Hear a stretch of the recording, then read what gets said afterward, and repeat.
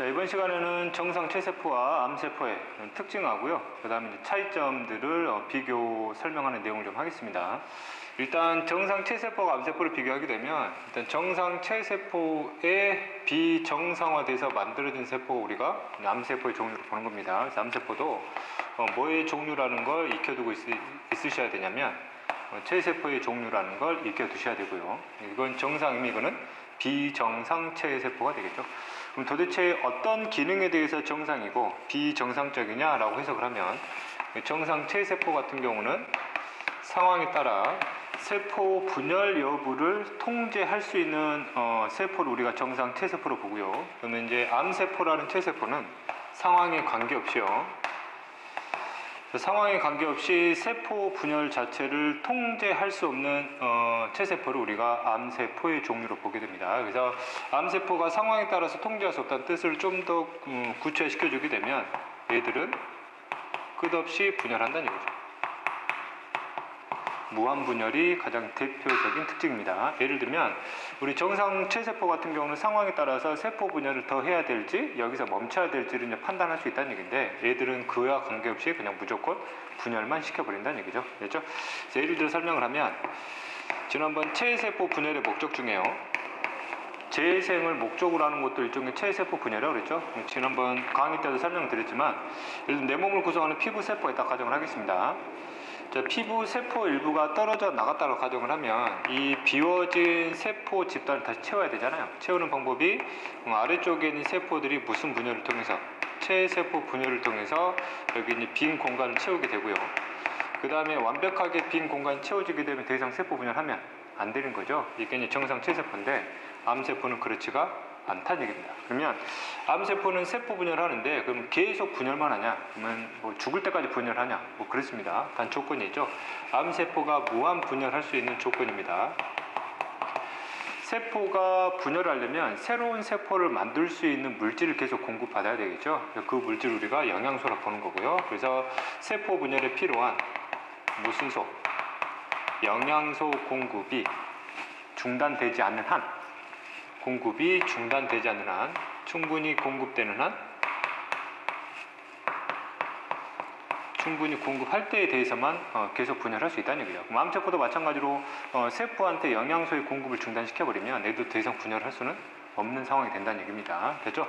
그럼 정상 세세포 사이에서 암세포가 만들어지는 원리를 보면요. 그 원리는 우리가 돌연변이로 봅니다. 그렇죠? 그러면 1단원에서 설명을 했듯이 돌연변이는 유전 정보의 변화를 우리가 돌연변이라고 그랬고요. 그러면 세포 분열 시기별 필요한 단백질들이 있습니다. 그런 단백질들을 만들 수 있는 유전 정보, 즉 더 쉽게 얘기하면 세포 분열에 필요한 여러 가지 유전자들이 있는데 그 유전자들의 변화가 일어나 버리게 되면 이런 식으로 암세포화가 될 수 있다는 뜻이 되는 겁니다. 그리고 또 하나, 이런 돌연변이는 쉽게 찾아오는 변화는 아니라고 그랬죠. 극히 드물게 일어나는 현상이기 때문에 보통 암세포로 질병이 걸린 사람들을 보면 주로 이제 어린 사람들보다는 좀 나이가 든 고령의 사람들이 주로 암세포와 같은 질병으로 시달리게 되는데 그 이유가 바로 이런 돌연변이들의 무슨 결과가 있냐면 축적된 결과를 통해서 만들어지기 때문에 그렇습니다. 그럼 애들이 물어보는 게 그럼 어린 아이들 같은 경우는 거의 태어날 때부터 암이라는 질병이 생기는 이유가 무엇인가요? 그러면 부모 세대로부터 세포 주기와 관련된 돌연변이들이 그 다음 세대로 물려갔고요. 그걸 물려받은 애들 같은 경우는 물려받지 않은 사람들에 비해서는 축적될 확률이 높아지겠죠. 돌연변이가. 그래서 어렸을 때부터 암이라는 질병이 나타날 수 있는 이유다라고 우리가 이해를 하시면 되겠습니다. 뭐 그 내용 중요한 게 아니고요. 됐죠? 그 다음에 2단원 마지막에 들어가게 되면 돌연변이 두 가지를 배우게 될 텐데요.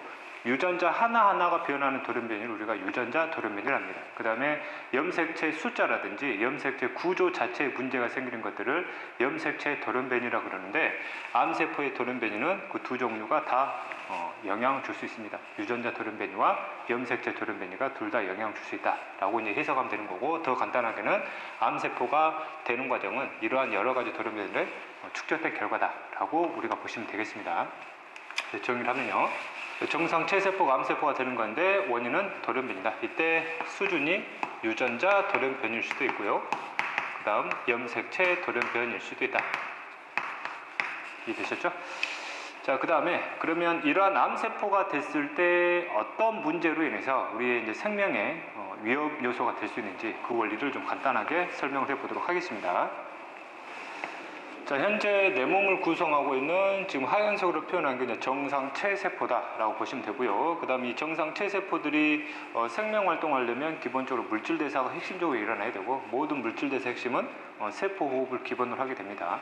그럼 각 세포들이 세포를 하게 되면 3대 영양소를 이제 공급받아 가지고 주로 산소와 함께 완전 분해시키는 유산소 호흡을 진행을 해야 되겠잖아요. 그러면 내 몸에 있는 정상체세포들은 이러한 필요한 산소나 그다음 영양소들을 어디로부터 공급받냐면 혈액으로부터 공급받게 됩니다. 그래서 내 몸 정상체세포 사이사이에는 이런 식으로 뭐가 혈관이 이렇게 지나갈 수밖에 없는 구조가 되는 거고요.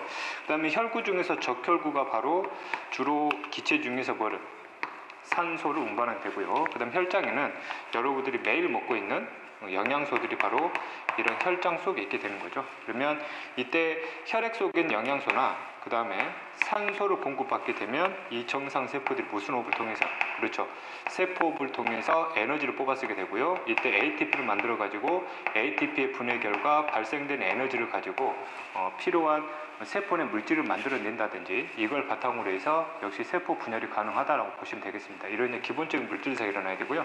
저도 만약에 이런 정상 체세포 사이에서 암세포가 만들어졌다 가정을 하겠습니다. 현재 제가 그림상 보라색으로 표현한 세포가 무슨 세포가 됐다?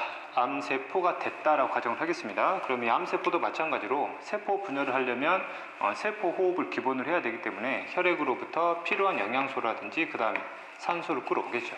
그렇죠? 그러면 이때 이제 물질 대사를 결과를 바탕으로 해서 이놈들이 세포 분열을 하게 될 겁니다. 그러면 암세포의 수가 뭐해지게 되냐면 많아지게 되겠죠. 그래서 영양소의 공급이 계속돼서 이루어지는 한 이 암세포들의 세포를 구성하고 있는 수는 계속해서 증가가 될 거고요. 이런 식으로. 그럼 세포 수가 증가되면 증가될수록 혈액으로부터 가져가는 영양소라든지 그 다음에 산소량을 엄청나게 가져가겠죠. 세포수가 늘어날수록. 그러면 옆에 있는 정상세포들이 세포들의 수의 증가로 인해서 상대적으로 가져갈 수 있는 영양소량이라든지 그 다음 산소량이 줄어들 수밖에 없는 상황이 생기게 됩니다. 그러면 이들 같은 경우는 필요한 세포 호흡을 기본적으로 못하기 때문에 에너지 고갈 상황이 생기게 되고요. 그렇다 보면 에너지를 뽑아낼 수 없기 때문에 이놈의 생명활동 더 이상 할 수가 없게 되겠죠. 그래서 주변 정상 세포들이 뭐 하게 되냐면 죽어나기 시작을 합니다. 영양소 결핍 현상으로요. 그래서 이런 것들을 주변 세포가 뭐 당한다 표현하냐면 괴사당한다 표현합니다. 암세포 세포 집단이 커지면요. 그리고 특히 이런 암세포들의 세포 집단이 커졌잖아요. 이런 비정상화된 세포 집단을 우리가 뭐라 표현하냐면 이거를 우리가 종양이다라고 표현합니다. 이해되셨죠? 또는 뭐 일부 기출문제에서는 비정상 세포 집단이다 라고 이제 표현하기도 되고요. 이해되셨죠? 그래서 암세포가 우리 몸에 만들어지게 되면 어떤 식으로 문제가 생기는지 이해가 될 것이고요. 만약 이게 내 몸에 이제 간이라는 기관을 구성하게 되면 이 하얀색 세포들이 바로 간을 구성하는 정상 세포가 될 건데, 간체 세포 중 일부가 암세포가 되어버리게 되면 주변 정상 세포가 이런 식으로 괴사당한다는 얘기죠. 그러면 정상으로 기능을 수행해야 할 정상 세포들이 사라지기 때문에 전체 간의 기능이 점차 약화가 될 거고요. 그 간의 기능 약화로 인해서 이 사람의 생명이 뭐 될 수 있다? 위협받을 수 있다라고 우리가 이해하면 되겠죠. 그 다음 이러한 종양들을 이제 빨리 찾아내게 되면 이 종양들을 나중에 뭐 하면 되냐면 뜯어내면 되겠죠. 근데 그런 경우는 문제가 안 되는데, 이 암세포 집단이 점차 커지고 시간이 계속 길어지다 보면 일부 암세포가 뭘 타고 이동하는 능력이 생기냐면 혈액을 타고 이동할 수 있는 능력이 생깁니다. 그래서 암세포 자체가 혈액을 타고 이동하다 보면 이놈들이 내 몸 어딘가에 뭐 할 수 있냐면 아무 곳이나 정착할 수 있게 됩니다. 뭐 뇌에 정착할 수도 있고요, 내 소화기관 위에 정착할 수도 있고, 그다음 내 몸의 이자에 정착할 수도 있고요. 그렇죠? 이런 식으로 다양한 기관에 정착하다 보면 그 기관에 정착한 암세포들이 여기서 또 뭐 하게 되겠죠? 그렇죠. 세포수를 계속 늘려가겠죠. 세포수가 계속 늘려가게 되면 그 기관에 존재하고 있던 정상체 세포들 역시 괴사시킬 수 있게 되는 거고요. 이런 현상을 암세포가 뭐 된다라고 표현하냐면 전이 된다라고 표현을 합니다. 그래서 전이라는 현상이 발견되게 되면 이 암세포가 어느 기관에 정착할지를 모르기 때문에 이런 경우는 주기적으로 병원에 가서 계속 진단을 받아봐야 되죠. 그렇죠? 어디에 정착될지를 모르기 때문에. 이해되셨죠? 그다음 종양이 이제 커지다 보면 이 종양을 떼내면 굉장히 쉬울 것 같잖아요. 근데 이 종양을 떼기가 굉장히 어려운 상황이 생길 때가 있습니다. 예를 들면 기관과 기관 사이에 종양이 이제 붙어 있게 되면 그 종양을 떼다 보면 특정 기관을 뭐 할 수 있냐면 손상시킬 수 있거든요. 그래서 그런 어려운 점들이 많기 때문에 이런 종양들이 생기게 되는 것 자체부터가 굉장히 위험하다는 얘기죠. 특히 이러한 종양이 이제 뇌 속에 형성이 되게 되면 뇌에서 종양을 뜯어내기가 굉장히 어렵겠죠. 왜냐하면 뇌 같은 경우는 신경세포들의 굉장히 복잡한 구조로 연결되기 때문에 그 신경세포들을 잘못 건드려 버리면 뇌의 기능이 이제 사라지게 되는 그런 현상이 되기 때문에 굉장히 위험한 질병 중 하나다라고 우리가 보시면 되겠습니다. 그래서 여러분들이 평상시에 이런 돌연변이가 축적되지 않도록 많이 노력을 해야 되고요.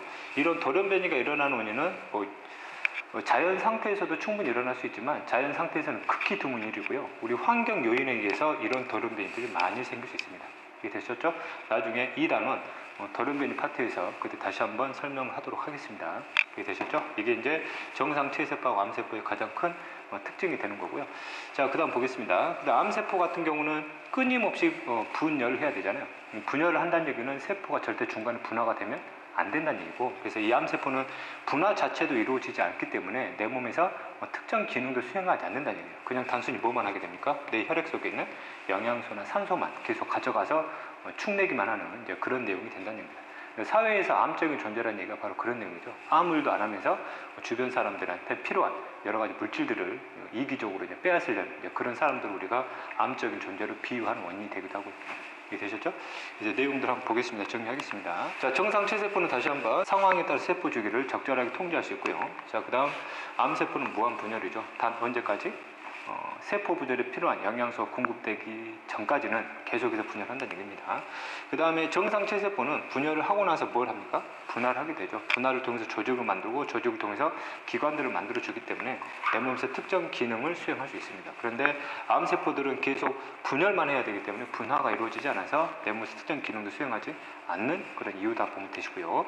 자, 그 다음에 예전 1단원 때 설명을 했지만 분화가 이루어진 세포는 당연히 뭐가 결정된다고 그러죠? 그렇죠. 수명이 결정된다고 그랬죠. 그런데 암세포, 체세포 같은 경우는 분화 자체도 이루어지지 않기 때문에 얘들의 수명이 결정되지 않습니다. 거의 영구적인 수명을 갖게 되는 거죠. 단 앞에다가 반이라고 적어준 이유가 뭐냐면 아까도 얘기했지만 암세포와 세포 분열하기 위해서는 필요한 영양소를 계속 받아야 된다는 얘기죠. 그래서 영양소가 충분히 공급되는 한 영구적인 수명을 갖게 된다는 뜻입니다.